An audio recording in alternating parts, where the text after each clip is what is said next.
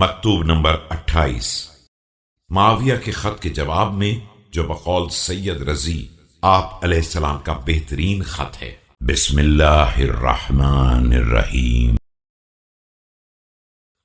أما بعد فقد أتاني كتابك تذكر فيه اصطفاء الله محمدا صلى الله عليه وآله لدينه وتأييده إياه بمن أيده من أصحابه فلقد خبأ لنا الدهر منك عجبا۔ اما بعد میرے پاس تمہارا خط آیا ہے جسے تم نے رسول اکرم صلی اللہ علیہ وآلہ وسلم کے دین خدا کے لیے منتخب ہونے اور آپ صلی اللہ علیہ وآلہ وسلم کے پروردگار کی طرف سے اصحاب کے ذریعے مؤید ہونے کا ذکر کیا ہے، لیکن یہ تو ایک بڑی عجیب و غریب بات ہے جو زمانے نے تمہاری طرف سے چھپا کر رکھی تھی۔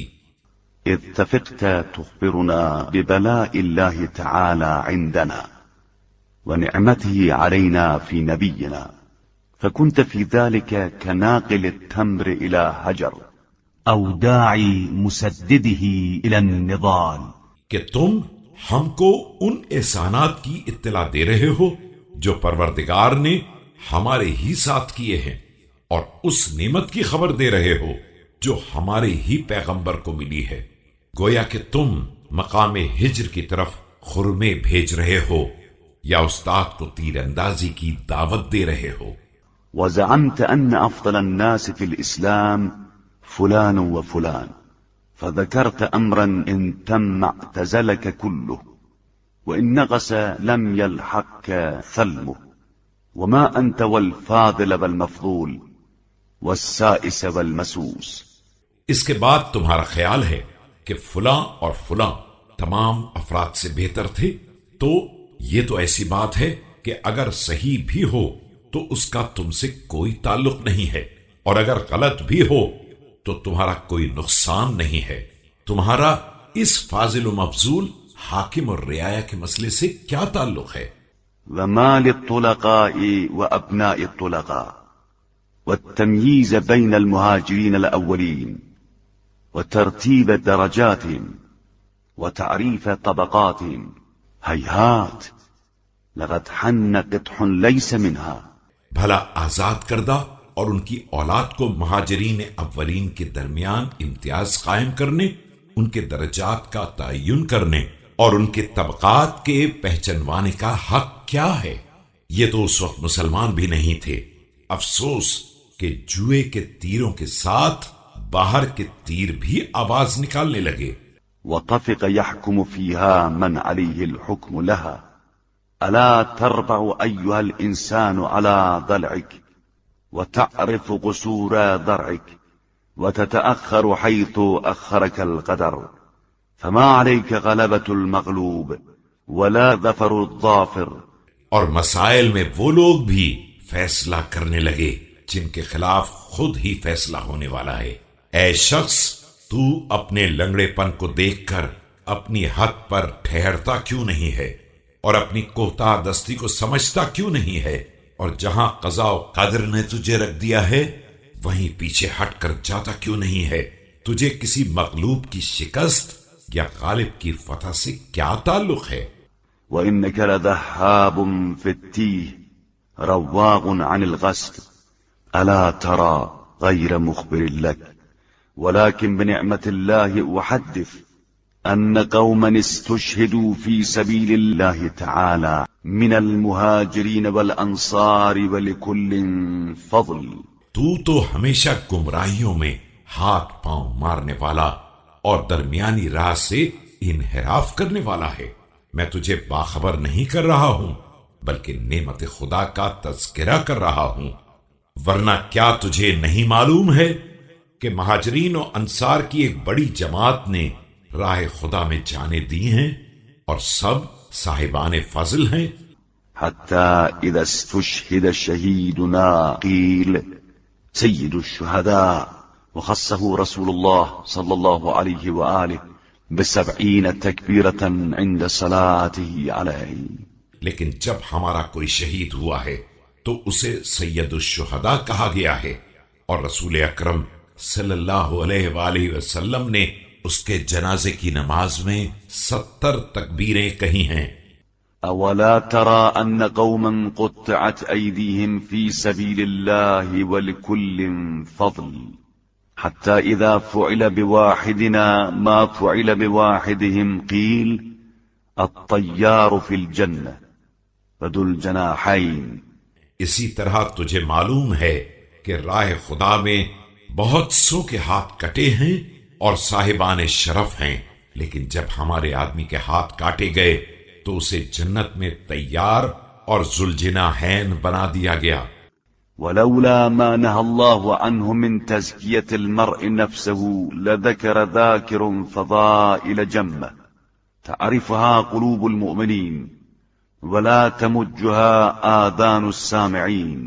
اور اگر پروردگار نے اپنے منہ سے اپنی تعریف سے منع نہ کیا ہو تو بیان کرنے والا بے شمار فضائل بیان کرتا جنہیں صاحبان ایمان کے دل پہچانتے ہیں، اور سننے والوں کے کان بھی الگ نہیں کرنا چاہتے۔ فدع عنك من مالت به الرمية فإنا صنائع ربنا والناس بعد صنائع لنا۔ چھوڑو ان کا ذکر جن کا تیر نشانے سے خطا کرنے والا ہے، ہمیں دیکھو جو پروردگار کے براہ راست ساختہ و پرداختہ ہیں، اور باقی لوگ ہمارے احسانات کا نتیجہ ہیں۔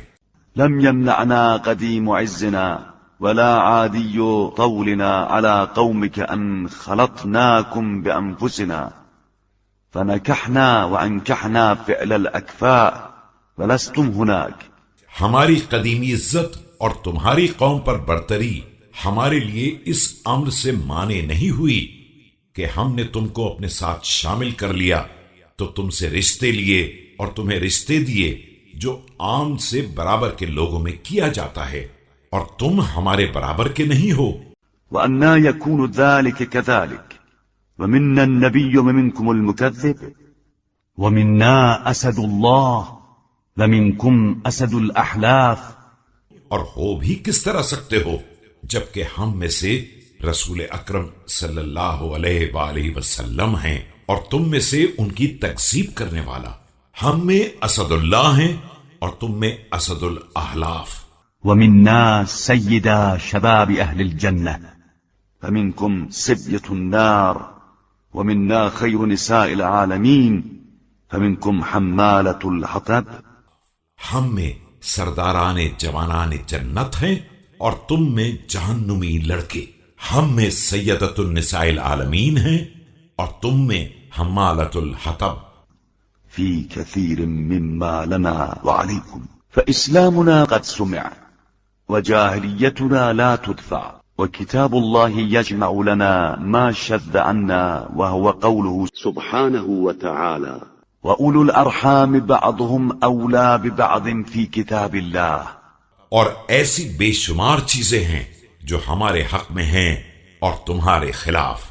ہمارا اسلام بھی مشہور ہے اور ہمارا قبل اسلام کا شرف بھی ناقابل انکار ہے، اور کتاب خدا نے ہمارے منتشر اوصاف کو جمع کر دیا ہے، یہ کہہ کر کے قرابت دار بعض کے لیے اولا ہیں۔ وقوله تعالى إن أولى الناس بإبراهيم للذين اتبعوه وهذا النبي والذين آمنوا والله ولي المؤمنين فنحن مرة أولى بالقرابة وتارة أولى بالطاعة۔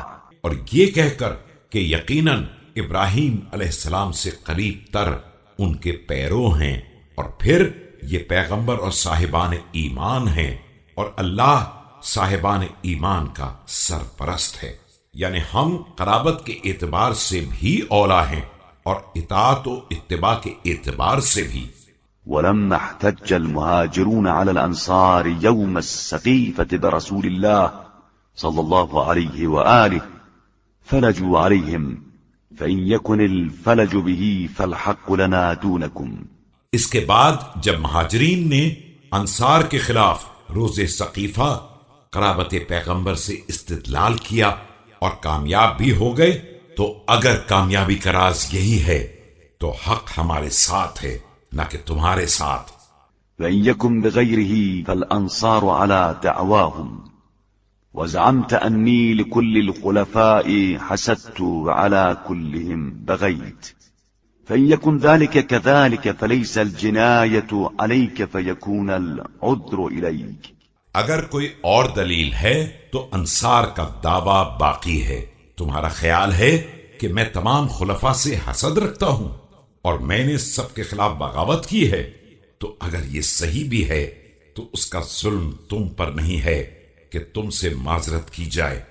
وتلك شكاة ظاهر عنك عارها، یہ وہ غلطی ہے جس سے تم پر کوئی حرف نہیں آتا. وقلت إني كنت أقاد كما يقاد الجمل المخشوش حتى أبايع، ولعمر الله لقد أردت أن تذم فمدحت وأن تفضح فافتضحت. اور تمہارا یہ کہنا کہ میں اس طرح کھینچا جا رہا تھا جس طرح نکیل ڈال کر اونٹ کو کھینچا جاتا ہے تاکہ مجھ سے بیعت لی جائے، تو خدا کی قسم تم نے میری مذمت کرنا چاہی اور نادانستہ طور پر تعریف کر بیٹھے، اور مجھے رسوا کرنا چاہا تھا مگر خود رسوا ہو گئے. وما على المسلم من غضاضة في أن يكون مظلوما ما لم يكن شاكا في دينه ولا مرتابا بيقينه، وهذه حجتي إلى غيرك قصدها، ولكني أطلقت لك منها بقدر ما سنح من ذكرها. مسلمان کے لیے اس بات میں کوئی عیب نہیں ہے کہ وہ مظلوم ہو جائے جب تک کہ وہ دین کے معاملے میں شک میں مبتلا نہ ہو اور اس کا یقین شبے میں نہ پڑ جائے. میری دلیل اصل میں دوسروں کے مقابلے میں ہے، لیکن جس قدر مناسب تھا میں نے تم سے بھی بیان کر دیا.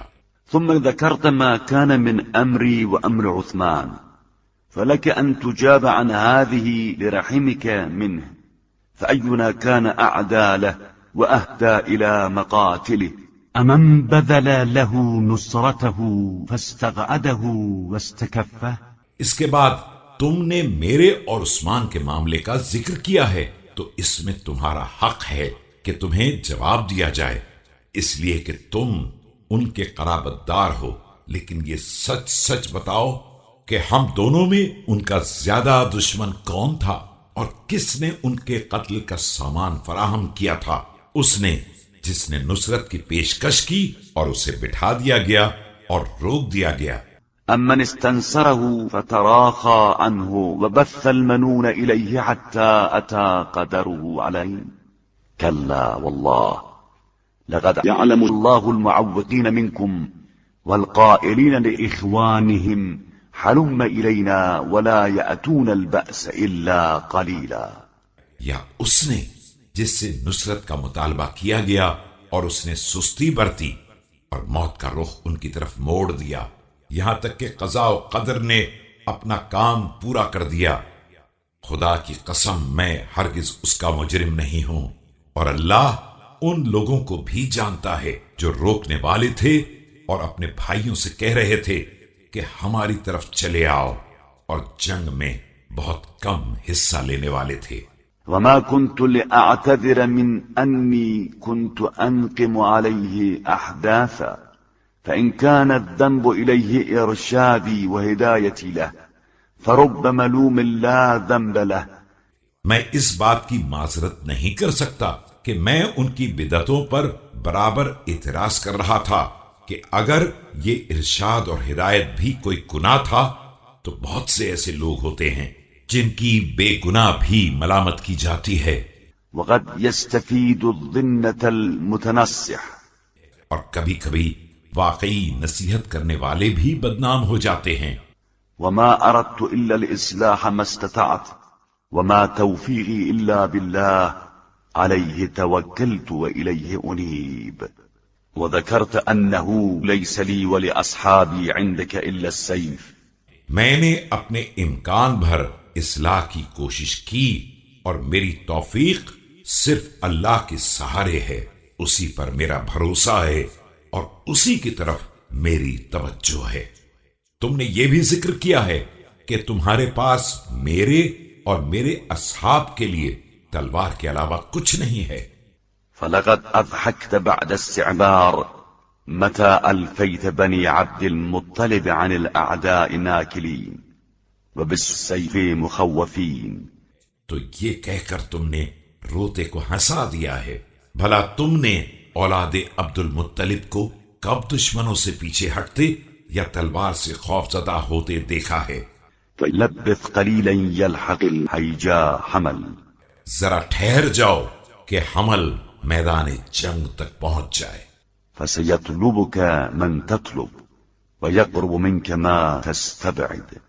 فأنا مرقل نحوك في جحفل من المهاجرين والأنصار والتابعين لهم بإحسان. ان قریب جسے تم ڈھونڈ رہے ہو وہ تمہیں خود ہی تلاش کر لے گا، اور جس چیز کو بعید خیال کر رہے ہو اسے قریب کر دے گا. اب میں تمہاری طرف مہاجرین و انصار کے لشکر کے ساتھ بہت جلد آ رہا ہوں، اور میرے ساتھ وہ بھی ہیں جو ان کے نقش قدم پر ٹھیک طریقے سے چلنے والے ہیں. شديد زحامهم ساطع قطامهم متسربلين سرابيل الموت. أحب اللقاء إليهم لقاء ربهم. ان کا حملہ شدید ہوگا اور غبار جنگ ساری فضا میں منتشر ہوگا. یہ موت کا لباس پہنے ہوں گے اور ان کی نظر میں بہترین ملاقات پروردگار کی ملاقات ہوگی. وقد سحبتهم ذرية بدرية وسيوف هاشمية. قد عرفت مواقع نصالها في أخيك وخالك وجدك وأهلك وما هي من الظالمين ببعيد. ان کے ساتھ اصحاب بدر کی ذریت اور بنی ہاشم کی تلواریں ہوں گی. تم نے ان کی تلواروں کی کاٹ اپنے بھائی، ماموں، نانا اور خاندان والوں میں دیکھ لی ہے، اور وہ ظالموں سے اب بھی دور نہیں ہے.